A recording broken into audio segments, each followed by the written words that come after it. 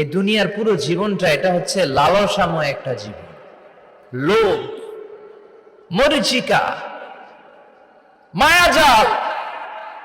এই মায়াজালে আমরা আটকে আছি, ফলে মৃত্যুর কথা আমরা ভুলে গিয়েছি। পাগলের মতো ছুটছি, আরো টাকা লাগবে, আরো খ্যাতি লাগবে, আরো যশ লাগবে, আরো দাপট লাগবে। আমার এত টাকা দিয়ে কি হবে, এত সম্পদ দিয়ে কি হবে, এত ব্যস্ততা দিয়ে কি হবে তোমার? স্টপ, থামুন, অনেক হয়েছে। আম্মা থামুন, take a rest, take a breath and think about death. Think that you have to go back to your Lord. একটু বসেন না, একটু ভাবেন যে আমাকে চলে যেতে হবে, চলে যেতে হবে। এই কোলাহল, এই ব্যস্ততা, এগুলো থাকবে, থাকবো না আমি। সাইয়েদনা ওমর ফারুক বলেছেন, মুতু ক্বাবলা আন তামুতু, মরার আগে একবার মরো। হাসিবু ক্বাবলা আন তুহাসাবু আলাইকুম, তোমার হিসাব নেওয়ার আগে তুমি একবার নিজের হিসাবটা করো না। কাগজ বের করে একটু লিখো না কি কি ভালো কাজ করছিলা, যেগুলো দিয়ে নাজাতের ওসিলা হতে পারে। 1 2 3, আর কি কি আকাম কুকাম করছো দেখো না, লিখে দেখো তোমার অবস্থাটা কি। মরার আগে একবার মরো। মরার আগে খাটের মধ্যে শুয়ে শটান করে চোখ বন্ধ করে একবার মরার ভান করে দেখেন কেমন লাগে। চোখটা বন্ধ করেন আর ভাবেন আপনি নাই, কি কি হতে পারে ভাবেন। আপনার ছেলে মেয়েরা কান্না জুড়ে দিবে, আপনার প্রাণের স্ত্রী বিলাপ শুরু করে দিবে, বন্ধু বান্ধবের চিৎকার আর মাতম, স্থানীয় এলাকার মসজিদে ঘোষণা, অমুক এলাকার নিবাসী অমুক ভাই অমুকের ছেলে অমুক দুনিয়ায় নাই। সব আত্মীয়রা চলে আসবে, ফেসবুকে স্ট্যাটাস দেয়া হবে, সবাই সবাইকে জানাবে বিকাল 4টায় অমুক হাই স্কুল ময়দানে আপনার জানাজা। ছুটে আসবে, সবাই ছুটে আসবে আপনাকে শেষ বিদায় দিতে, গুড বাই জানানোর জন্য, আল ওয়াদা, বিদায় জানাতে আসবে সবাই। 4 তাকবীর দিয়ে আপনার জানাজা হবে, অশ্রুসিক্ত জানাজায় আপনার বিদায় হবে। কাঠের খাটিয়ার মধ্যে করে কাঁধে তুলে আপনার কবরে নেওয়া হবে। আগে থেকে খুঁড়ে রাখা কবরটার মধ্যে আপনারে বিছিয়ে দেয়া হবে।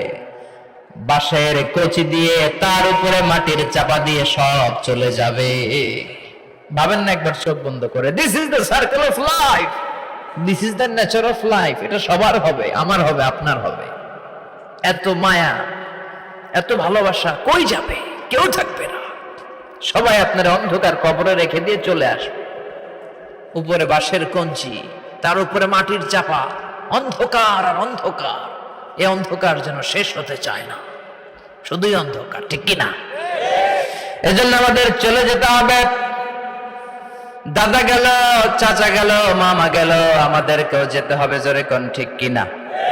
একদিন মাটির ভেতরে হবে ঘরে মন আমার, কেন বন্ধ দালান ঘর? প্রাণ পাখি উড়ে যাবে পিঞ্জর ছেড়ে,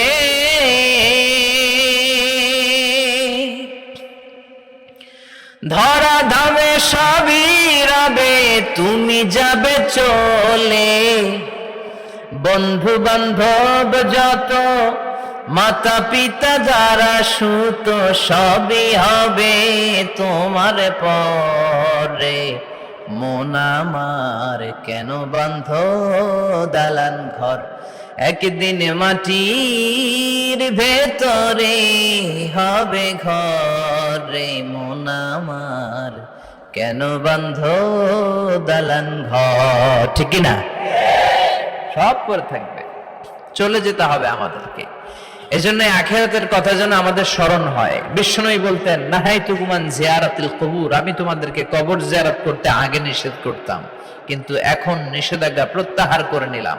এখন সব সময় তোমরা কবরের সামনে যাবা আর জিয়ারত করবা। কবরস্থানে যান তো? বড়ুয়া কৃষ্ণপুরের এই গ্রামের কবরস্থান আছে কোন দিকে? পূর্ব দিকে আছে, গোখরার জলের ওদিকে। যান আপনারা, একটু যাবেন, একটু গেলে আখিরাতের কথাটা স্মরণ হবে। ওখানে ছোট শিশুরা শুয়ে আছে, কিশোর যুবকরা আছে, আপনার মতো তাগড়া যুবক, মুরব্বীরা আছে। এরা এই এলাকায় থাকতো, এরা আকাশ থেকে নেমে আসে না, এই এলাকার সন্তান, আজ নাই। একটা সার্টেন পিরিয়ড শেষে আপনিও থাকবেন না। This is the nature of life, this is the circle of life. ছোট্ট শিশু হয়ে এসেছিলেন, শৈশব, কৈশোর, যৌবন, প্রৌঢ়ত্ব। আগে ছিলেন সিঙ্গেল, বিয়ে করে হয়ে গেলেন ডবল। এরপরে আল্লাহ আপনাকে একটা মেয়ে দিল, এরপরে মেয়েকে বিয়ে দিয়ে শ্বশুর হলেন, এরপরে ওই মেয়ের ঘরে সন্তান হতে নানা হলেন। আর কতদিন? অনেক দিন হলো তো, অনেক লম্বা সময় পেয়েছেন আপনি। Think about death. এবার যাওয়ার কথা ভাবেন, আখিরাতের সামানের কথা ভাবেন, ফিরে যেতে হবে। কি শক্তিশালী যুবক, বার্ধক্য চলে আসলে লাঠি ছাড়া চলতে পারে না। কুচকুচে কালো দাড়ি সাদা হয়ে যায়, দাড়ির শুভ্রতা, বয়সের ভার, রং ধরা যৌবন জং ধরে শেষ, ঠিক কিনা? This is the circle of life. যুবক ভাইয়ের এটাই জীবন, চলে যেতে হবে, কেউ থাকতে পারবে না, ঠিক কিনা? এটা রিমাইন্ডার আল্লাহ এই সূরার ভেতরে দিয়েছেন যে তোমাদেরকে ফিরে যেতে হবে। এই লোভ লালসা ছেড়ে দাও। রব্বুল আলামিন বলেন, আলহাকুমুত তাকাসুর হাত্তা যুরতুমুল মাকাবির। ও গোলাম, দুনিয়ার সম্পদ, লোভ লালসা তোদেরকে পাগল বানিয়ে দিয়েছে। এই লোভ পাগলামি কোনোদিন তোদের থামবে না যতদিন না তোরা কবরে ঢুকবি, ঠিক কিনা? কার কথা? আল্লাহ বললেন, দুনিয়ার সম্পদ আর লোভ আর মোহে তোমরা গাফেল হয়ে গিয়েছো। আখিরাতের কথা বেমালুম তোমরা ভুলে গিয়েছো। কিন্তু আখিরাতে তোমাদের যেতেই হবে, কবরের বাড়িতে তোমাদের ঢুকতেই হবে, ঠিক কিনা? যেতেই হবে। আমরা ভুলে যাই। আলহাকুমুত তাকাসুর, অতিরিক্ত পাওয়ার লোভ, বেশি বেশি খাওয়ার লোভ, বেশি বেশি জমানোর লোভ মানুষকে গাফেল বানিয়ে দিয়েছে। এটা মানুষের স্বভাব। আরো চাই, আরো চাই, এই স্বভাবটা আছে না নাই? দেখবেন ছোট বাচ্চারা মসজিদের দোয়া অনুষ্ঠান শেষে জিলাপি দেয় না? বড়ে কৃষ্ণপুর কি দেয়? আগে বাতাসা দিত না, এখন কি দেয়? জিলাপি দেয়, মিষ্টি দেয়। তো মসজিদের 2-3 গেট থেকে যদি দেয়, ছোট বাচ্চারা দেখবেন এদিক দিয়ে কয়েকটা নিয়ে আবার ওই গেটে লাইন ধরে। ওর হাত হলো ছোট হাত, ওর হাত ভর্তি জিলাপি, আর নেওয়ার জায়গা না, এরপর আরেক জায়গায় লাইন ধরছে। আরো লাগবে, আরো লাগবে, এই আরো আরো আরো চাই। এই স্বভাবটাই মানুষকে কুড়ে কুড়ে শেষ করে দিয়েছে। এত লাগবে কেন তোমার? চাহিদার কোনো শেষ নাই। Unlimited demand of human being. যার আছে বেশি তার চাই বেশি। যার সাইকেল আছে তার হুন্ডা চাই, হুন্ডা আছে তো প্রাইভেট কার চাই, প্রাইভেট কার আছে তো প্লেন চাই, প্লেন আছে তো হেলিকপ্টার চাই, হেলিকপ্টার আছে তো ওইটা চাই, ওইটা আছে তো সেটা চাই, ঠিক কিনা? এলাকার মেম্বার যে হয়েছে চেয়ারম্যান হতে চায়, আছে না নাই? চেয়ারম্যান সাহেব এমপি হতে চায়, আছে না নাই? এমপি সাহেব মন্ত্রী হতে চায়, আছে না নাই? মন্ত্রী সাহেব প্রধানমন্ত্রী হতে চায়, আছে না নাই? কিন্তু এই দেশে সুযোগ নাই। কথা কন। এই দেশে প্রধানমন্ত্রী সিলেক্টেড।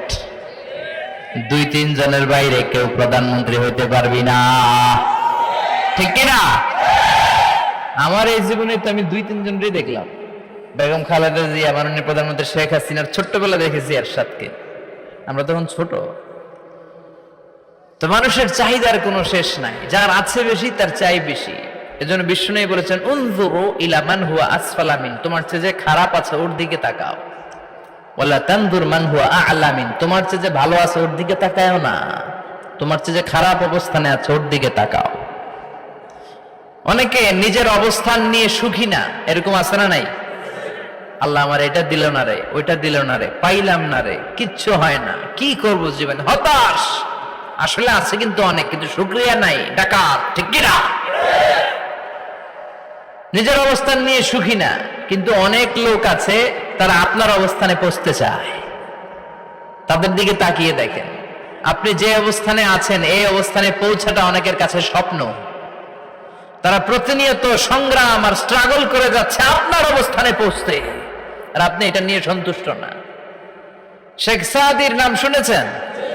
বাল্লাগাল উলা কাশাফাত দুজা, এই কবিতাটার রচয়িতা। ইরানের বিখ্যাত এক কবি। উনি একবার আর্থিক সমস্যার মধ্যে দিয়ে সময় কাটাচ্ছেন, টাকা নাই, পয়সা নাই, পায়ে দেওয়ার মতো জুতা নাই।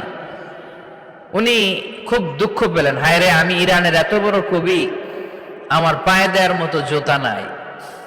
দুঃখ ভরা মন নিয়ে রাস্তায় হাঁটতে বেরোলেন। হাঁটতে হাঁটতে হঠাৎ দেখলেন একটা লোক শুয়ে শুয়ে কাঁদছে, ওই লোকটার দুইটা পাই নাই,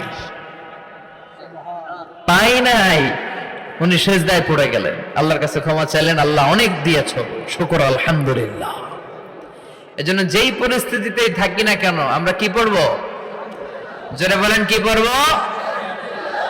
এজন্য কানাতু মিনাল ইসলাম, অল্পে তুষ্ট থাকার নাম হলো ইসলাম। সম্পদ লাগবে কিন্তু সম্পদের পাহাড় লাগবে না, ঠিক কি না? অল্প খান, অল্প পড়েন, অল্প জামান, অল্পের ভেতরে বরকত ঢুকায়া দিছে কে? দেখবেন যাদের সম্পদ অল্প তারা সুখী বেশি।